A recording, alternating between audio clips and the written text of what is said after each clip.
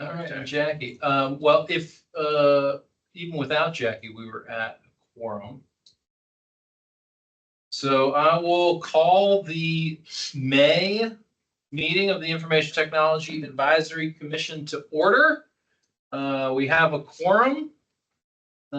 Jackie, you have requested and been approved for virtual participation due to medical reasons. You've been approved by the chair. Could you let us know where you are participating from?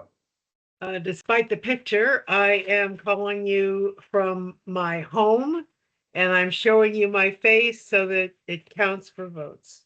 Thank you, Jackie. Got to abide by the rules of the legislature for open meetings. All right. First up on the agenda for tonight, public comment. Do we have any public comment? Alex, would you like to say anything? I appreciate the opportunity, but no, I'm only here to observe today. Thank you. Great, thank you. Mike, right? Chris, sorry. All good. Chris? All good. Any comment? All right, cool. No public comments. Next item on the agenda, the adoption of the minutes. We sent around the April minutes. Are there any edits or any concerns with moving for adoption? Aaron, see, you want to join us at the table? Sure. We can make space. All right, I'll entertain a motion to adopt. Move that re-adopt. Second. All right, Frank moved and Andrea seconded. Andrea seconded. All in favor? Aye. Any opposed? None opposed, none abstained. The minutes for April are adopted. Thank you very much. Chair's update. I will turn my chair's update over to the vice chair, Mr. Cornfield, Professor Cornfield, for an update on his participation in Long Range Planning Commission meeting last night. The Long Range Planning Committee is tasked with updating the Arlington County Comprehensive Plan, which has been in place since 1960 and gets updated every 5 years. The new update will have a brand new introductory chapter featuring people-centric guiding principles. Among those are social equity, sustainability, public health, and economic resilience. The focus of the committee is the general land use plan, the LUP, as it is evidently referred to. What is allowed where in Arlington, what should be allocated for what, and who will pay.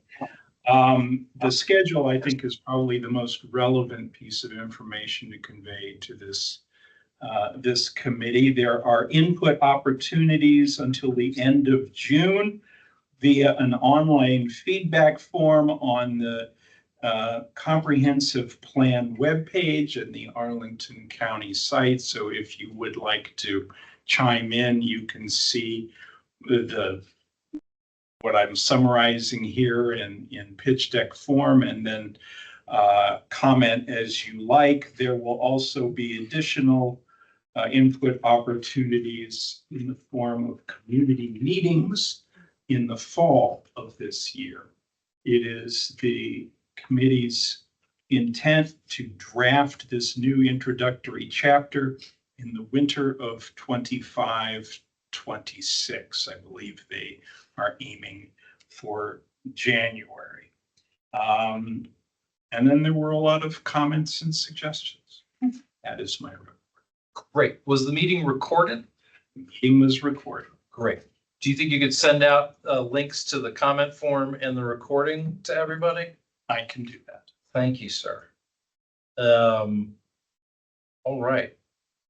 Keep us appraised of any opportunities for commission input or requests for commission input.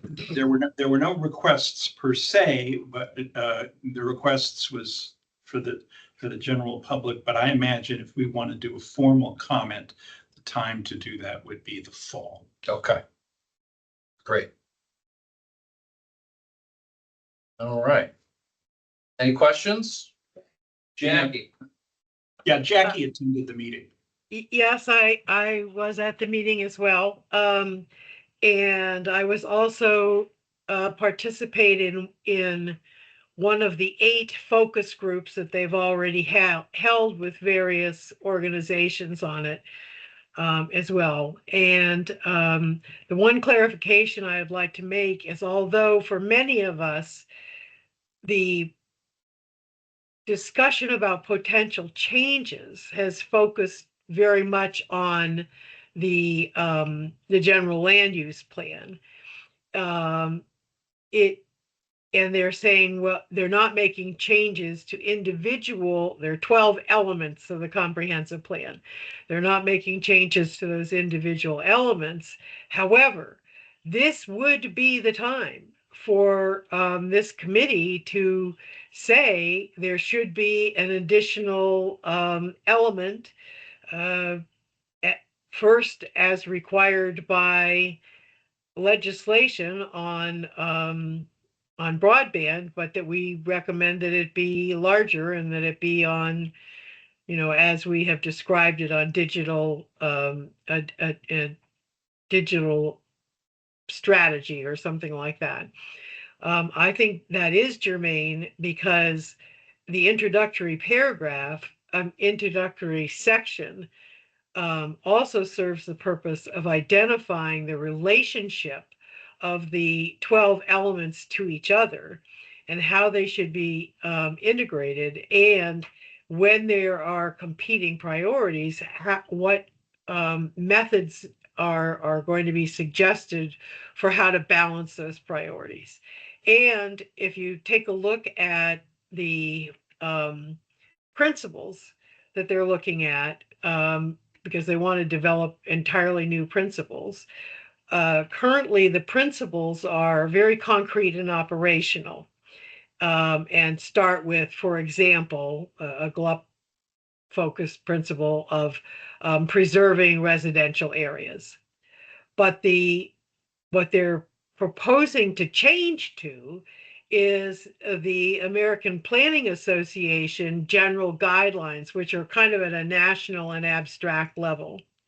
And they spent most of their meeting talking about each of those areas in the guidelines and what that meant for Arlington in terms of all kinds of things, from public health to housing to transportation and everything else. So right now, infrastructure for digital is not directly in there at all. So I think we should take a look at those APA guidelines and say where and why we think this needs to be highlighted, and that there should be consideration of an additional element. I would agree with that. I think I heard the word digital once and it was in a comment. There was nothing about technology. Even more surprising to me, there was nothing about education in the entire draft document. Somebody brought that up in comments, but there was nothing about education. And I wondered whether that was an artifact of the silo, because this is being seen as going to the county board and not to APS. But that's speculation. At any rate, education should be in there. And I agree with Jackie, strategy should be, an attention to strategy should be in there, not and technology. So that is an opportunity for us to write something and submit it.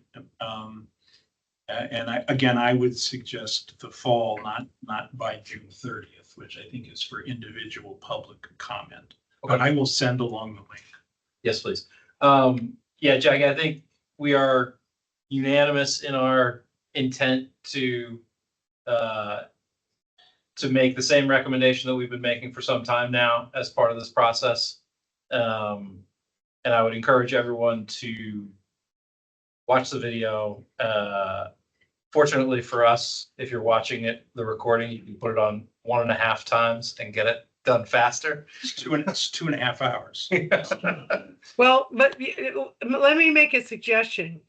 I think you want to get this on the table. We may not be ready to have a written, polished piece on it, although I think as you said, we've written it several times, but in a different context.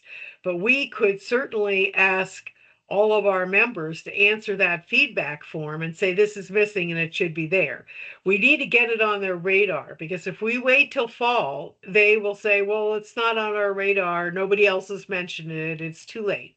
Yeah, so let's take a look. Let's listen to the videos. I will convey offline what the appropriate time for commissions, or convene offline to find out what the most appropriate time for commission input is. But I tend to agree, early and often for Arlington County public engagement processes is the right strategy.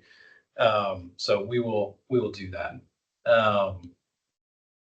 And Mike, I think we can just send the thing that we've already sent before, so there's at least. Yeah, I think it needs a little tweaking to make it fit the Sure. The project. Fair enough. Okay. So this will be an ongoing conversation for some time. So I would encourage all members to pay attention to the goings on and highlight stuff for Mike and myself, and highlight it to your networks and your communities outside of this room to get engaged. I'm certainly not opposed to early and often. I will simply add that they said that they will not have another meeting like this until the fall. Sure. And also that the June 30th deadline for independent comments via the online feedback form was likely to be extended. Fair enough. All right. Excuse me, I should also mention the website still says that the deadline is June 1st. And I did write to the project manager and tell her that they promised us June 30th at the meeting last night, and they need to update the website. But don't be discouraged if you see that it says June 1st. Thanks, Jackie. Pause for a moment of business, administrative business. Mr. Smith, you requested and received permission for a virtual participation for personal reasons, one of your 3 opportunities for that this year. Could you tell us where you are attending from? I am attending from Belgrade Lakes, Maine. Fantastic. Thank you very much. All right. Now that we have that bit of admin out of the way, I keep dropping, so I can't see hands. On to the main event for this meeting, which is Mr. Hurley is here to brief us on the county's AI strategy. And as we were discussing this is really the start of the AI policy conversation with the commission. We were a little bit delayed with the departure of the former CIO, Norrin Lee, who we had kind of discussed this topic with, and with him leaving and the leadership turnover, we wanted to give a little breathing room to the DTS team. But we are here to start the AI conversation. So this is not the end.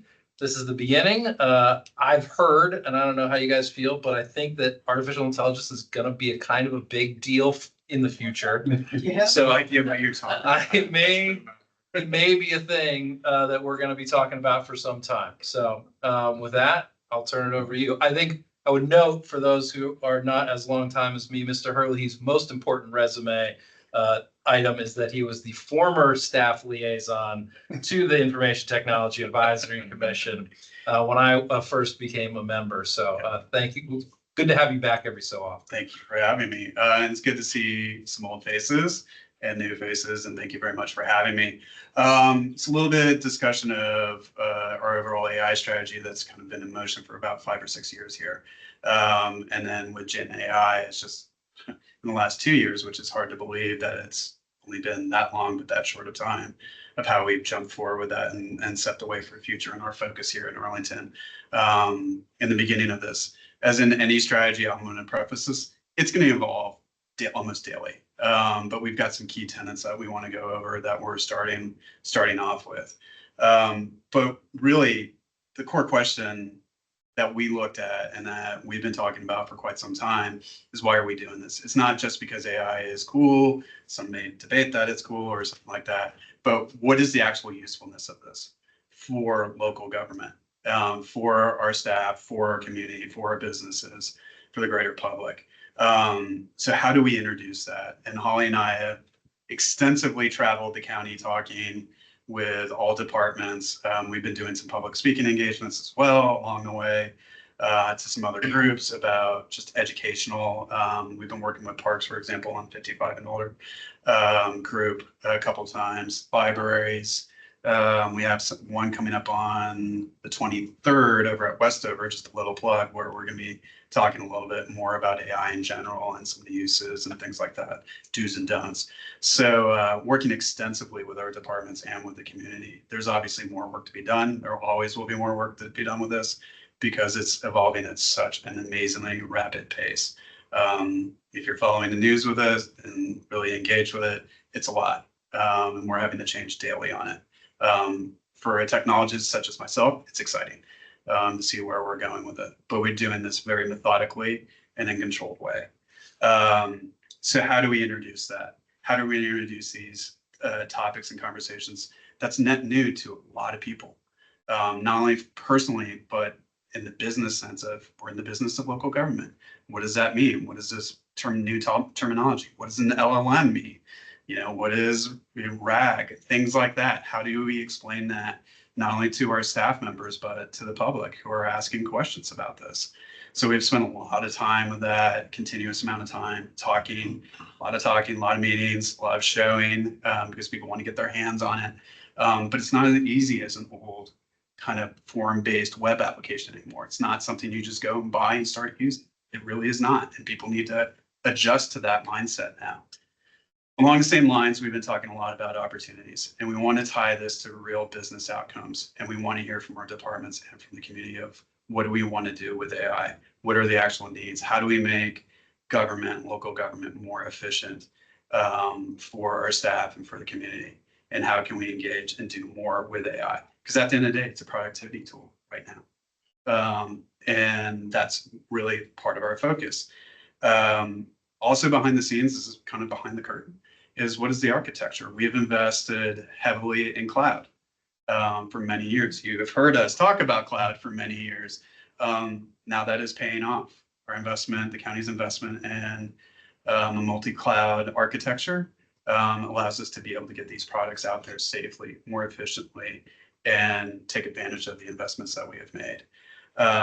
So we're here with that after years of work with it. Gen AI came along at the right time for that. Again, whatever site do we need working with these vendors? So, you know, probably in day jobs and things like that, it's like playing whack-a-mole with vendors who are like, oh, I've got an AI product. Hey, we want to do this. We want to use your data, things like that. We're working extensively with our Department of Management and Finance and our procurement folks of what does that look like. We do a lot of work, DTS as a whole, as a team, working with departments on RFPs, for example, and changing the way our contract language looks. So We can share it. yeah, we can share it. Yes. No worries. Yep.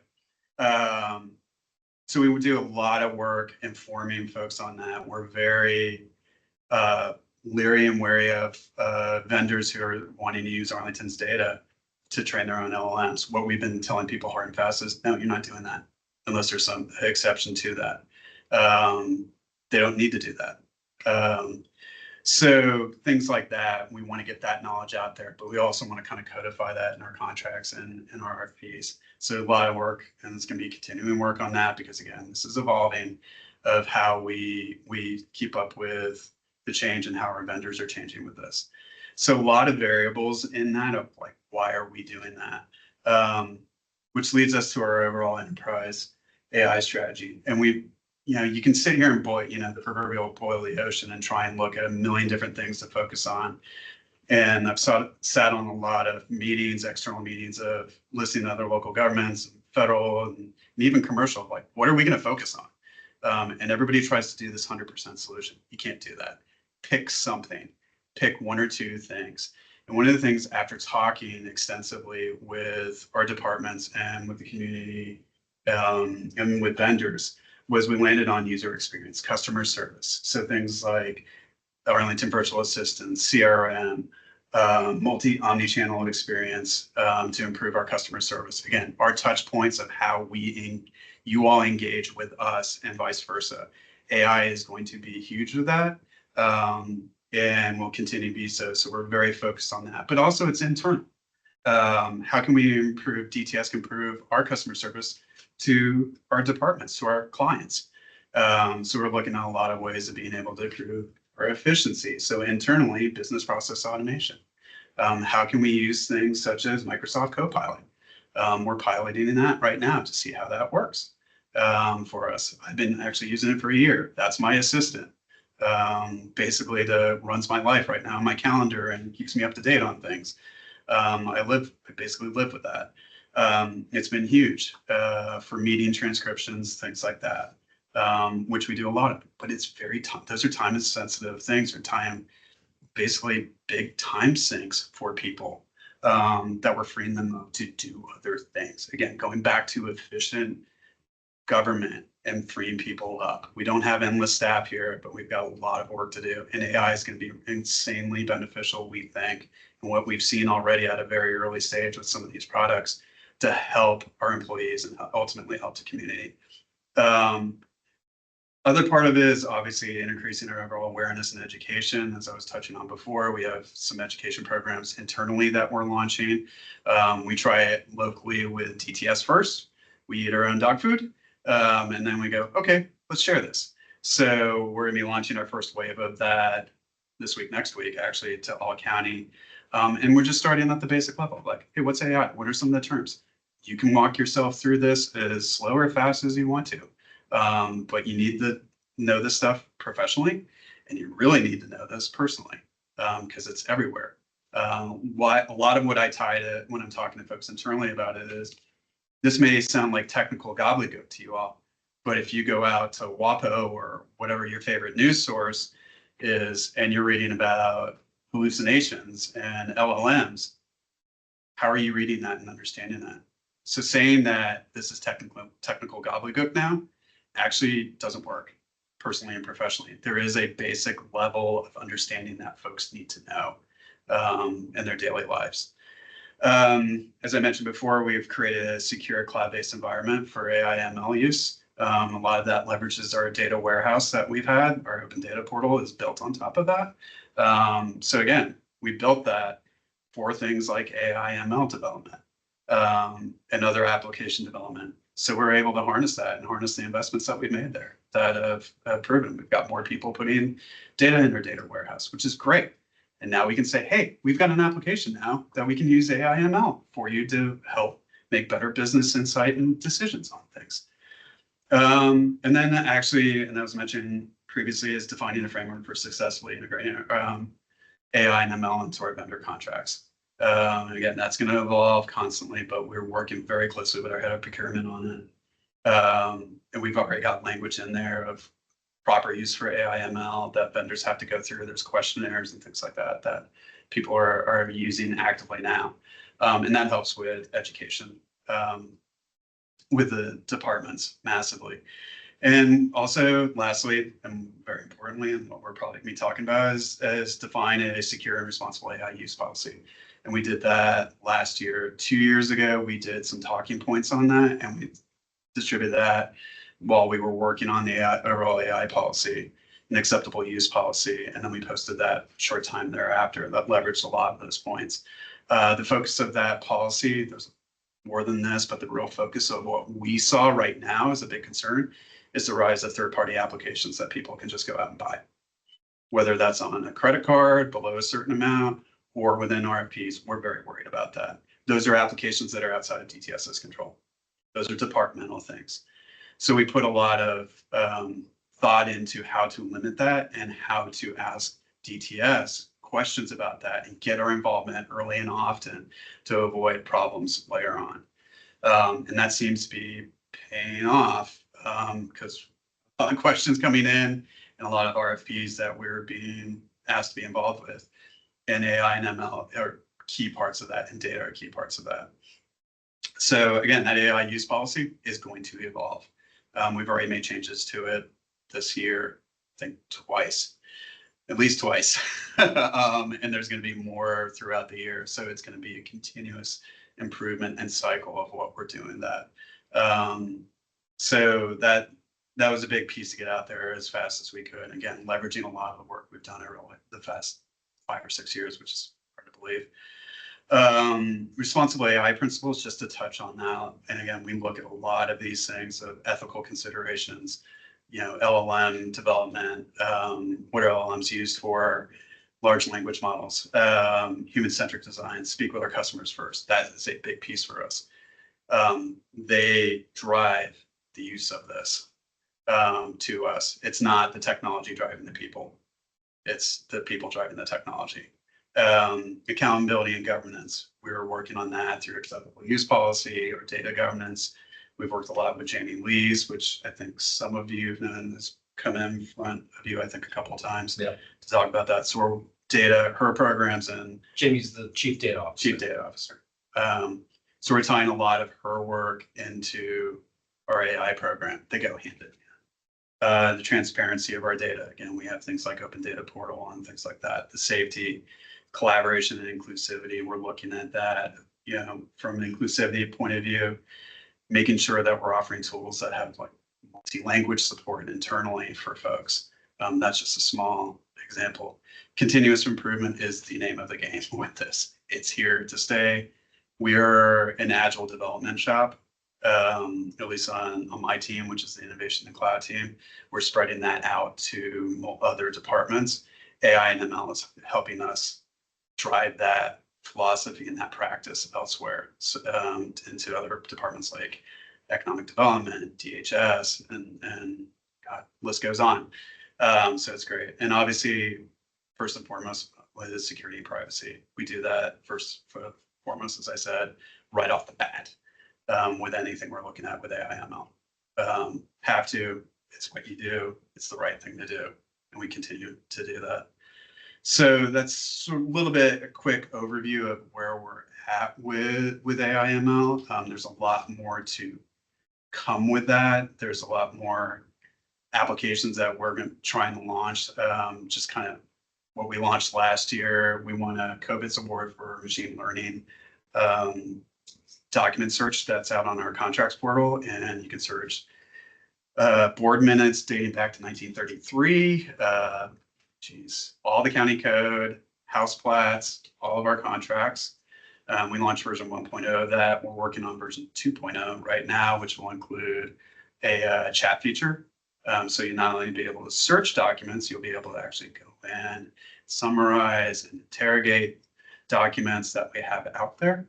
I don't have a release date quite on that, but before this meeting, I was actually testing it, and it's looking really good. That's also our way of how we evaluate open source models. So we've developed an architecture, going back to the point of developing our architecture. We want to look at different models so we can get our consumption down, and our consumption costs down. And ties in, Mike, I think one of your questions that you had asked of what are we doing in terms of looking at DeepSeek and things like that. We have looked at DeepSeek. We're never going in production with DeepSeek, by the way. We're just not doing it. We actually have blocked it, thankfully, the web version. But we actually have been playing around with the open source version, which you don't have that concern, that massive security concern as you do with the web version.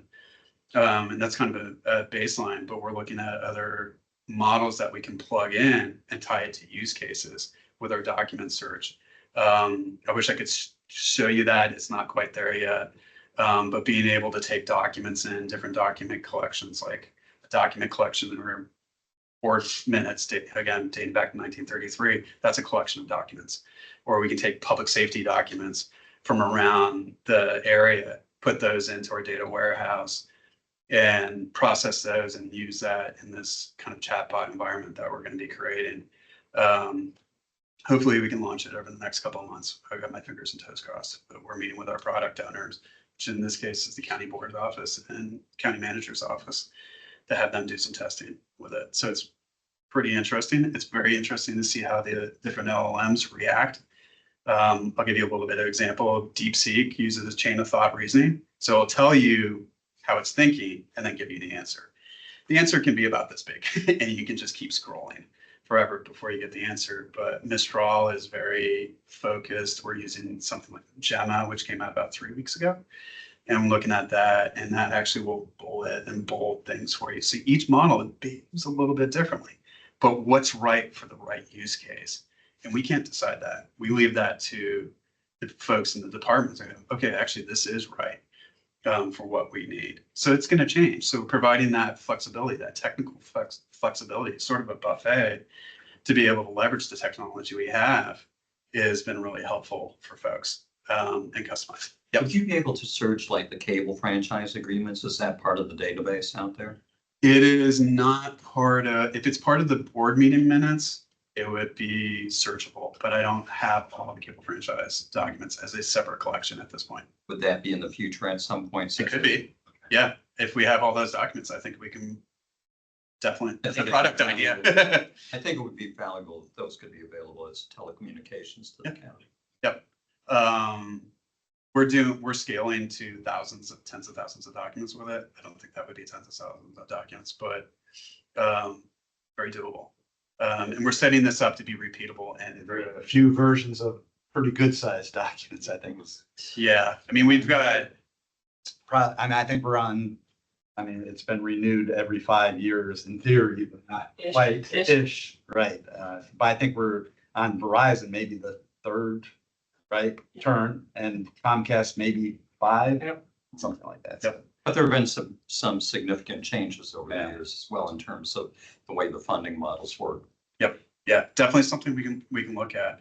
The other thing, Mike, going back to your question I have up here. Can I just Yeah. amplify my first question here and give you all a little perspective on where it's coming from? 25 years ago, I worked on something, multi-million-dollar project for Pew called the Democracy Online Project. And our task was to analyze the potential uses of this thing called the internet for politics. And did all the work. It was before Google. It was before Facebook. So in effect, it was Web 1.0. And so another way of phrasing my question, number one, is given what we have, the large language models, is this AI 1.0? Because if it is, when 2 and 3 and 4 come along, whatever they may be, it will be transformative. And it will transform, among other things, it will transform our economy. We could be the next Mountain View if we were alert to whatever is out there. Now, maybe this is a question better asked in June when we're at Fuse, but I did want to get your expertise on this idea that we have just scratched the surface with AI. And I'm setting aside all of the Stanley Kubrick runaway technology questions. I'm not even dealing with that. So there's a couple ways to answer this. The way I look at it, this isn't really 1.0, but it's 1.0 of the current generation with many versions underneath it. So it's 1.0, but we're, ChatGPT is at ChatGPT 4.0 and beyond. Right. And you hear a lot of when is it going to think more like a human being? So chain of thought reasoning is where everybody is talking about. And the chatter's kind of died down a little bit about chain of thought reasoning because I think most people are looking for this like one day that it happens. I think it's already happened to a certain degree, not 100% degree, but it's kind of happened. Now you break that down into what DeepSeek represents. And going back to your question a little bit about the climate side of this, what's fascinating to us about DeepSeek, take the security concerns, rather large ones aside, set those aside for a second. The premise of DeepSeek is being able to run something locally. So on day one, we downloaded it locally on a laptop and we ran it locally. And it was pretty amazing. It was quick. It was faster. It was running on one of these. It was running on a MacBook, actually. Sorry. And we were running. We're like, okay, so why should we be going out and paying the cloud vendors thousands of dollars a month to run these multi-million-dollar parameterized Energy LLM sucking. energy sucking things when we could actually go reduce our costs, address our local concerns, use our own data, because Arlington's got a lot of data that we can use, which is amazing. That's a great thing about local government. Cliff notes, or side note, I came from the private sector, so I'm kind of like, oh my God, this is great about local government. Like, you guys got tons of data, and it's all varied of what it is. So you look at that and you look at that consumption model and going, okay, I don't need those millions and millions of parameters on a day-to-day basis. What's something that's, more usable, cost efficient to be, and still can get us the same results? So that's why we were looking at open source and building that architecture that we're working on. That's the underpinnings of the document search. So go ahead. Sorry. When you said that, that's exactly how I feel like we look at it, is that you think you know how you're going to use it. And this is where David touched on some of the co-pilots for this. Is people, I mean, we've been talking with people and going around and understanding, gathering their use cases, but trying to get something in their hands because they think they're going to use it one way. But I feel it's like we can open a Pandora's box of opportunity once people start seeing, like, I thought I was going to use it this way, but I'm running into this issue and now I know, let me start thinking about something else. And I think we're already starting to hear and see some of the small co-pilot pilots that we're doing. And Copilot, I mean, not to advertise for me, it's for Microsoft version 1.0, speaking of versions. Okay. Wow. Good job. Is it perfect? No. Is AI perfect? No. To me, AI is an 80% solution. 20% is the people, and that's probably the 20% is the most important part. You mentioned the power on DeepSeek versus other. Here you're talking about the sort of the power hog nature of it. Of course, we in Northern Virginia are faced with hogs right next door that are going to have about cost for everybody. I'm sure concern for citizens. What kind of considerations are you giving to how you reduce that, aside from like using DeepSeek offline? Is that primarily? So that the version 2.0 of the document search is going to be using open source models. We don't know which one yet because we're trying to figure that out. Our consumption on that, I'll give it a dollar figure right now, is about $300 to $500. I will tell you Microsoft's lowest tier for basic AI services is about 4,000. I'm working on right now in our cloud environments. There's tools that still are imperfect to tell you a little bit about what you're doing in terms of consumption in the cloud for AI. AWS and Microsoft both offer these up. I'm starting to play around with those to see, like, within our tenants, like, what are we seeing for consumption if we're running that. But again, the idea around DeepSeek, which is so fascinating, is that it's so small. It's large, but it's small in its consumption. So we don't need to depend on cranking up multiple boxes and a $4,000, a month type service when we can do something smaller and be more impactful and be more climate conscious about it. So do it locally, but don't have access to all that data. We're aiming at our own data. So for your own data. So yeah, we're not augmenting it from the web at all. We're staying away from that because what we have found is when you start augmenting from the web with our own data, that's when you get more hallucinations. You've got to be super careful with that. And we're not tipping our toe in the water. So, Yeah. Jackie.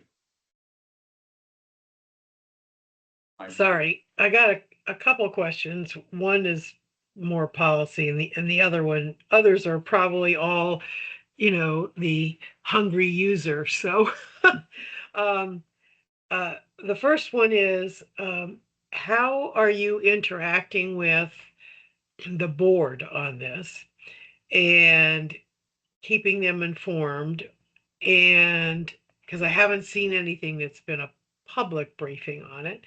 And what kinds of attitudes and reactions do you have? Now, I ask that in the context of I have had some discussion with board members myself, and there's certainly a wide range of reactions. Yeah, so our main way that we've been briefing them is during our operating budget over the years. This year it actually, unfortunately, it didn't come up, but the year before it came up a fair bit. And then other years we had spoken about what we've been up to with that. We've also been briefing our extended management team. So that's division chiefs, deputy directors, things like that. And then our ELT, which are department heads. So we've done multiple rounds of briefings with them. I think at an XMT meeting, some board member may have crept in on one of them, board member or two.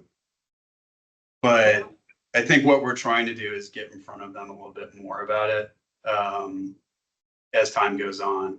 So we're always looking for opportunities to brief them a little bit further. I know there's been interest in a brief of them, and we're just waiting for time to be able to do that. I think with budget crunch and everything else that's been going on, their time has been completely crushed. But they are aware of it, and they've also we work extensively with CAPE, our communications folks, and they've been talking about what we're up to and how we're working with them on things.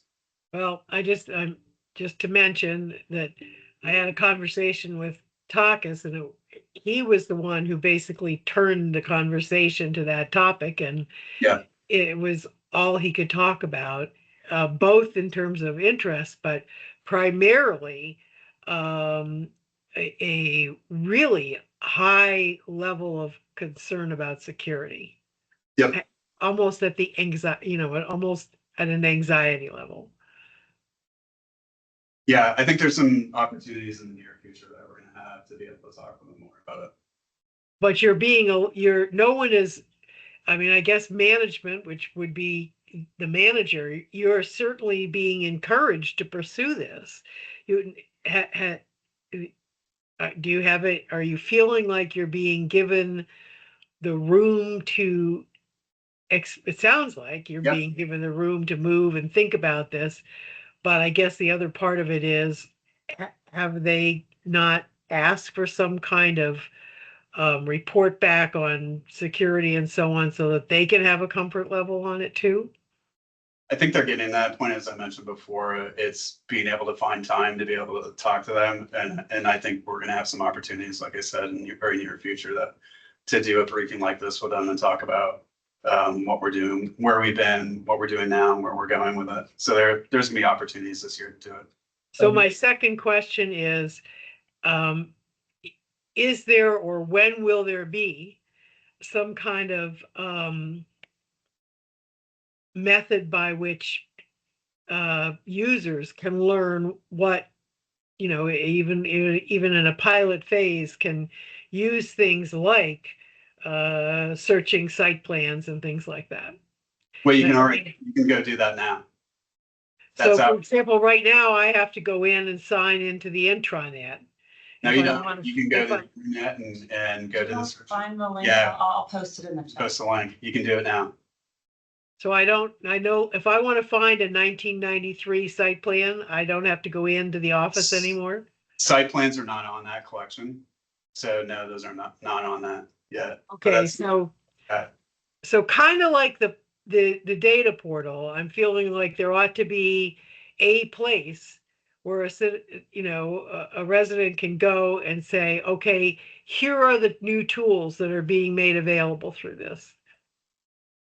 Because I would never know I mean, this is radical change, and I'm still doing things the old-fashioned way. I mean, there's a lot on the property database, and we're now doing some projects with DES related to lot coverage, and they're asking us the format we want the data in, if it's accessible to analysis by AI, then what we need to know about how to use GIS changes radically. Am I making sense, or am I talking gobbledygook? But it sounds like, Dave, what you're saying is that there is a live capability. Not all documents are available, but there are a lot of documents available. There are a lot of documents available. And how do we find out? I'm saying, how do we find out? when those are there. So those are gonna be updated on a regular basis when we meet with folks. You can see the list of the link that I just posted, there's a list of collections. You can see what's there. That's what I want to see. I want to see like I can go and use this tool and these various things. Because if you want to have citizen support on this going forward, I think it's really important that they get to see the value of it. I think the other thing you're talking about is like the engagement of more of a chat engagement is something that's coming in the near future too. That's the one where I think we're gonna do a little bit more PR around it. And then hopefully have more collections as we get departments, because departments have to get their data ready. I mean, the large AI is nothing without good data. I mean, we've seen it already with bad data, and Well, yeah. it tries, it really tries, and then that you get into hallucinations and just garbage that comes back out, or somewhere in between. That 80% becomes 60 or 50 or less. So a lot of departments, again, that's part of what we're trying to work with them on is get your data ready. And that's what Jamie's been working on.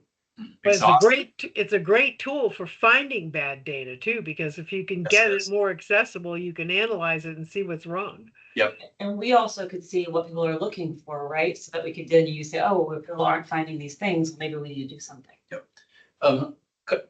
Sorry, go ahead. Yeah. So I guess, are any of these departments given any priorities or timeframes to get the data together so it can be available? in terms of priority, it's when they can get it ready, and then I have to prioritize and order internally and get plugged in. Again, we're an agile shop, so we have to prioritize and look at all the different business variables. So like, oh, hey, DES needs this out here really live because there's a board commitment or this, that, and the other thing. So there's only so much of us.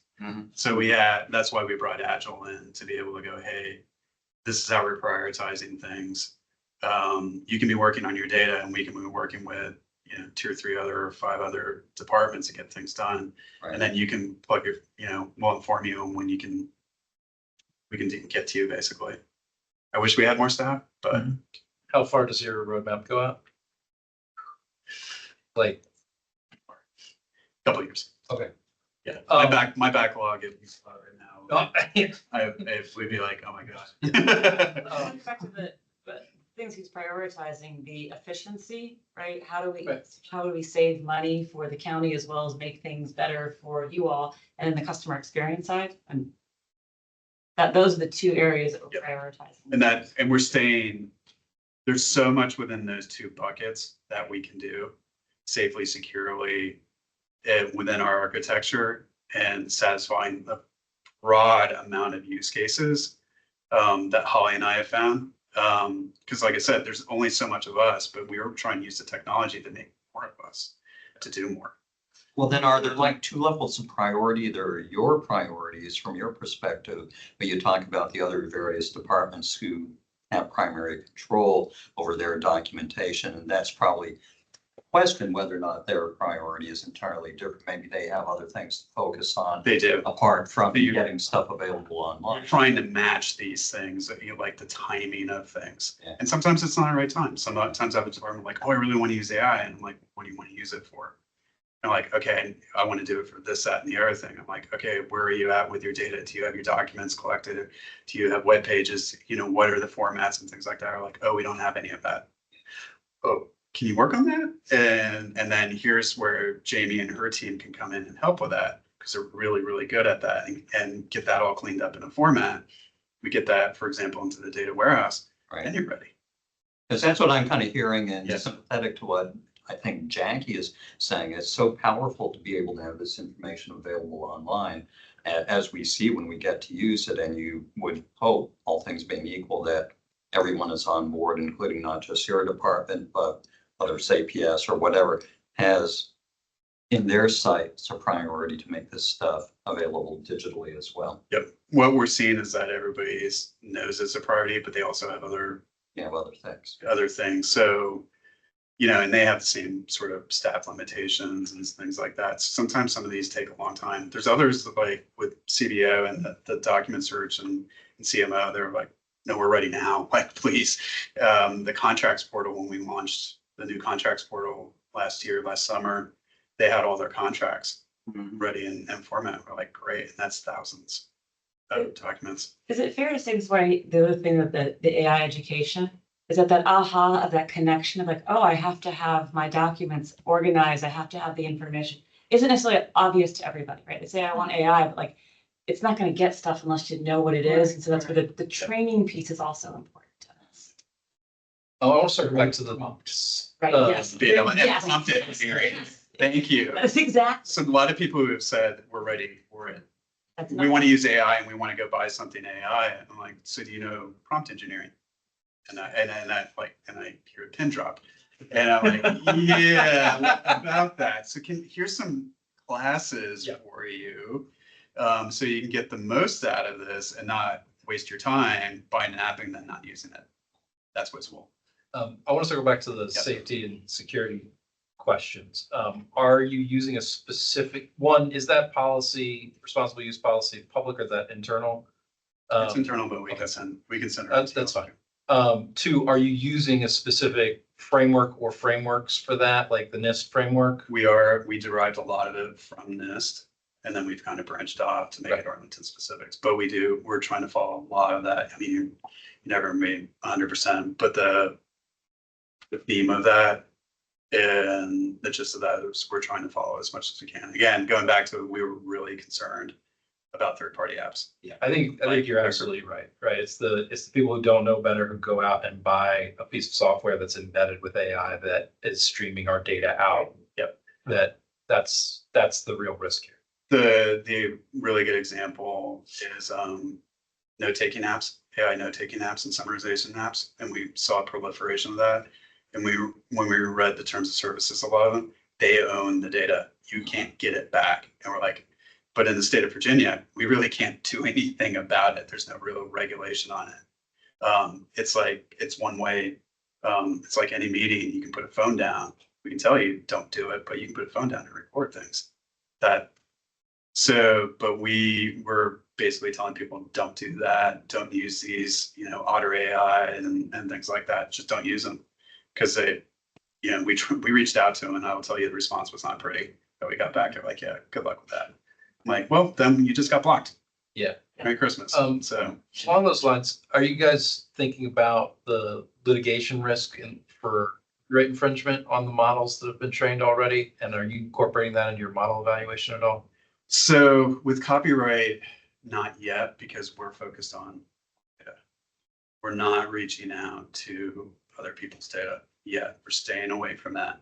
And we're probably going to stay away from that for the rest of this year and maybe touch on it next year. So specifically, the risk that I see is that you embed a specific model into your workflows and you're reliant on it. And then a decision comes down that says, this model has been trained on copyrighted data that's not fair use. And now you've now got liability. And so I'd recommend that you factor that into your model evaluation. Yep. We were keeping, so again, the ones that we're really evaluating is Mistral, Gemma, DeepSeek, kind of put that on the side. So those are the ones that have already kind of embedded through that. And if that does come up, that's going to be a bigger issue and probably a longer-winded issue. What happens these days legislatively, who knows with it? Not to go into that detail, but again, yeah, it's definitely keep an eye on that. Again, our focus though is our own data. We have so much data and so much power with that right now to be able to do things that are so beneficial for this county. It's unreal, and responsibly and securely do that. But we got to do it bit by bit by bit. We can't do the 100%. We'd love to, but can't. Are there other use cases outside of the LLMs, the more classical deterministic AI? So the new document version 2.0, that's where we're going to be able to get into more analytics. So going beyond the 2 points of the strategy, if we were to put a third one in there for 2026, is going to be doing analysis. And that ties into, okay, which of these models are actually good? You got to start there. That's your floor. Being able to go, I've got existing data, I got collections, but now can I compare this emergency operating plan to that emergency plan where we get And we're starting to poke at that heavily right now for 2.0. And that's going to be more internal. That won't be forward facing for the data. But you will be able to do ultimately analysis between all other documents on that if we have that collection. So if the commission were to make a recommendation to the board on where to focus digital transformation priorities, which we haven't, and we haven't voted on, I might suggest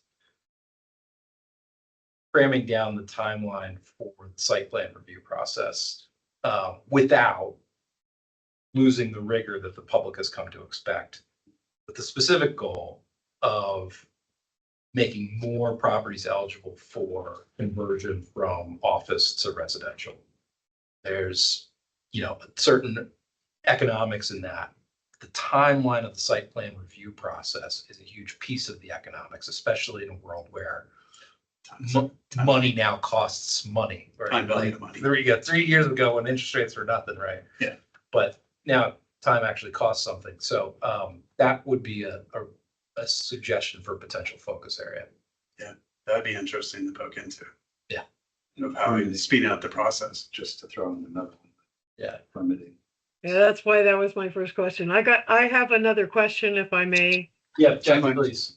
Yes, we've talked in the past about, I've forgotten what it's called, the one app or the one method of it's a one something you've got in your title of your initiative that you had to be able to have all user interface go through this one point, which was giving you access to working with departments where you had not necessarily been able to get into and work with their systems.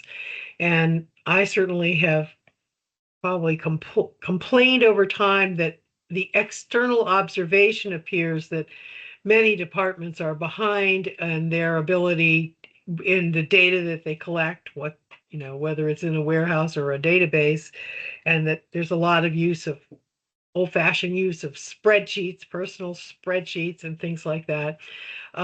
Is it possible that this would be a way to leap over software solutions, which we had been talking about in terms of creating a system of systems? Is it possible that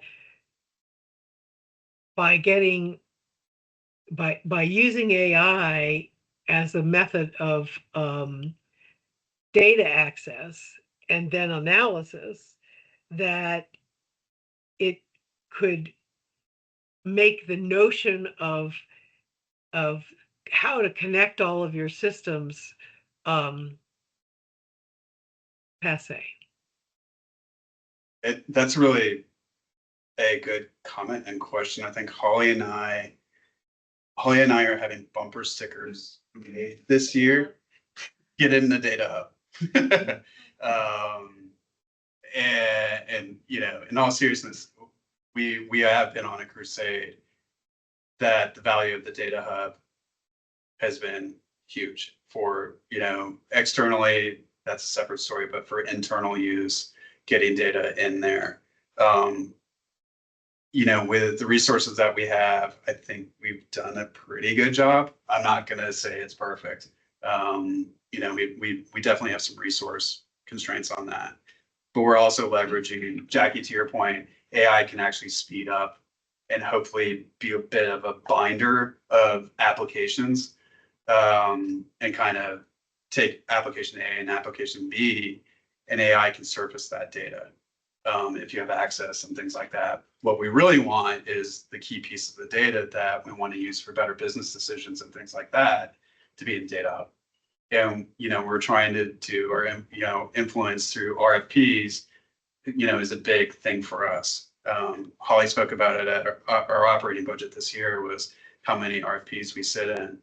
And that's our opportunity to get in at the ground floor with the departments and influence that way. And it's really been helpful. We've gotten more parking data in there. Performance parking pilot data is actually in there now. Because I'm thinking they'll give you many of these folks at an operational level, I believe, and I'm not, doing desk audits, but I believe they're using spreadsheets and other things to do their calculations. And they're very almost personal data collections. And if they could put their operational data into a data hub and get back the analysis they need at an operational level without having to go through giving them software and getting expertise to put it into a database, for example, you might be able to jump over that step. That's kind of what I'm thinking of. Yeah, yeah. And that's what we're actively been doing, trying to do as much as we can with the departments is give us your spreadsheet, please. Like, please, for the love of God, it's good for your desktop, but for the greater good, stop hiding the data acorns under the table, please. That's not helping anybody. And we've had a fair bit of success with that, of getting people to go, okay, now I see what you're doing. I can do Power BI reports off of this. I can actually leverage these tools that are being offered by DTS kind of universally from an enterprise level. With the Oracle implementation, the data from what's called Prism, so our financial data is in that data hub, right? So being able to pull out kind of some of the things you're talking about is there. It's getting people used to it, right? And then also putting the AI tools on top of it. So let me give you a real case. For years now, every year, the Civic Federation has requested from the manager at budget time a list of all of the vacant positions that have been vacant for more than 6 months and are not scheduled to be filled in the next 3 months. That is, we're trying to find, we're trying to get at budget time a notion of what the accruals are if for personnel on the budget, which is a huge number. And 2 years ago, they said they didn't have they weren't able to get that data. And that was when they were transitioning to, what is it, Prism, the new one? Prism Plus. Yeah, Prism Plus. But it's like if you that then becomes a FOIA request.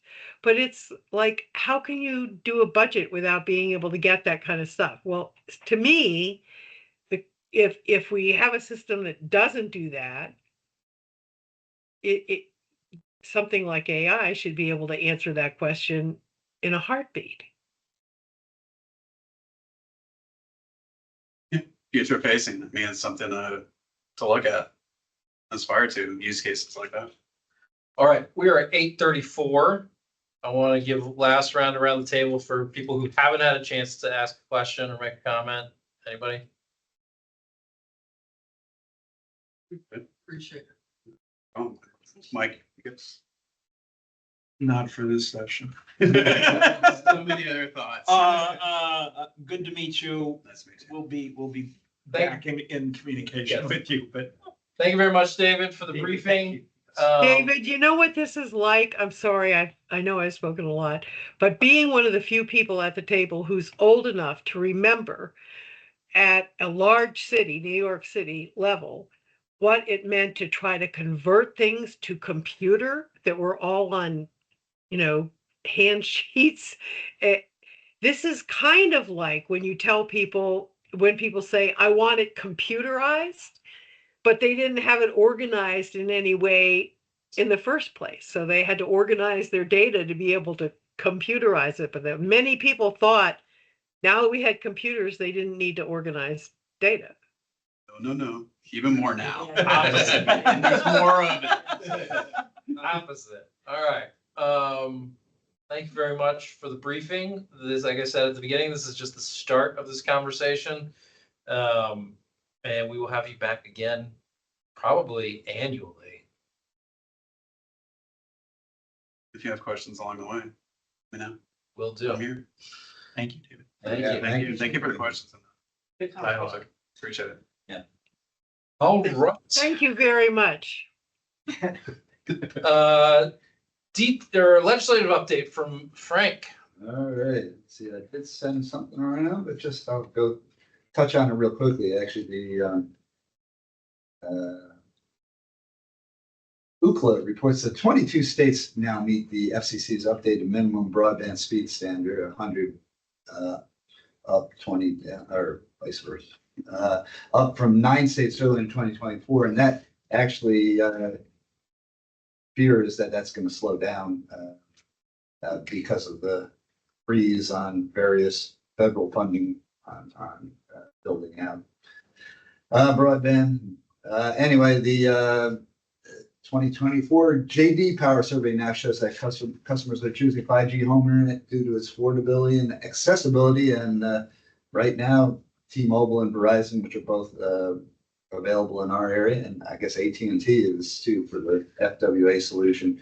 They consistently rank among the best services in many hundreds of cities that CNET is evaluated. And follow up to our 5G concerns back when we had the small cell antenna. A recent National Academy of Sciences study of the biological impact of 5G frequencies on human cells has found no evidence of harmful genetic or epigenetic effects, even at exposure levels far exceeding safety guidelines. The House Here first. Yes. Gosh. Much easier. The House Energy and Commerce Committee rejected an amendment to revive the Affordable Connectivity Program, the ACP, using proceeds from future FCC spectrum auctions. No return of ACP at this time. The Senate has voted on a Congressional Review Act resolution to overturn a recent FCC rule permitting schools and libraries to use E-rate funds to provide Wi-Fi hotspots to students, teachers, and library users outside of the schools and libraries. So that's probably going away. Governor Youngkin has signed the Consumer Data Protection Act, which will go into effect in January 1st, 2026, which will require verifiable parental consent to increase or decrease the 1 hour daily limit of social media usage established for children under 16. And Governor Youngkin vetoed Virginia bill that was aimed at requiring environmental and community impact studies for large data centers. And a new Horowitz research report finds that 56% of non-fixed wireless access customers are likely to consider FWA when it becomes available in their area. FWA penetration overall is at 12% now and 18% for the 18 to 34-year-old age group. And scientists have sent quantum information across a record-breaking distance of 158 miles using just ordinary computers and fiber optic cables. Yes. Have you or anyone in here had a chance to review the big, beautiful bill for what has been tucked inside with respect to our nation? So one I'm curiously watching, part of it, well, a lot of it is the AI regulations and how that could potentially descend down in the states and banning states from doing any AI regulations for 10 years. Who, again, it's up in the air whether it's going to totally go through. So that's one of the, I've heard about that. That's in the bill. And just one other item I don't think that's going to flip. Call attention to. I don't know if anybody saw the story in the Washington Post about Prince George's County's community television is facing very significant budget cut, and I think about a 50% budget cut. And they have a nightly 30-minute newscast that they do local news, and that would likely go away if they lose that funding. So there, and there was one part that made it sound like it was maybe even bigger than, bigger. It was a little confusing the way they had reported on what was proposed to be cut, but so I don't know what's going on our own community television needs lately, but just throw that out there that we're not alone. ETS update. Holly, do you have anything else for us? I mean, nothing significant. The only thing I say, we're starting to think about what our budget asks are going to be for FY27, if you can believe that.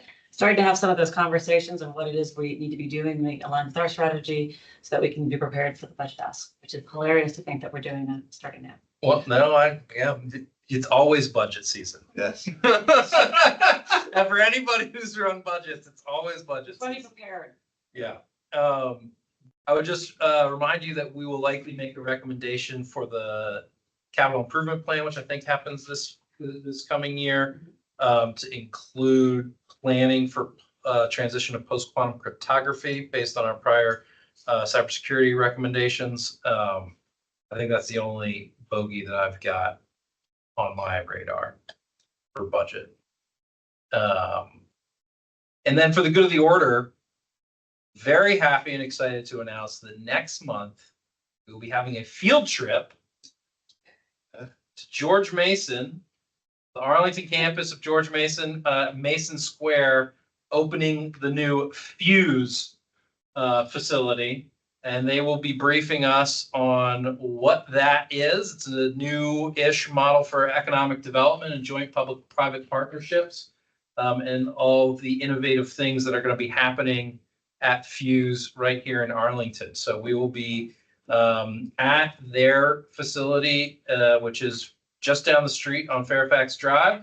And we'll get the logistics for that posted. Virtual participation, of course, will be possible as well.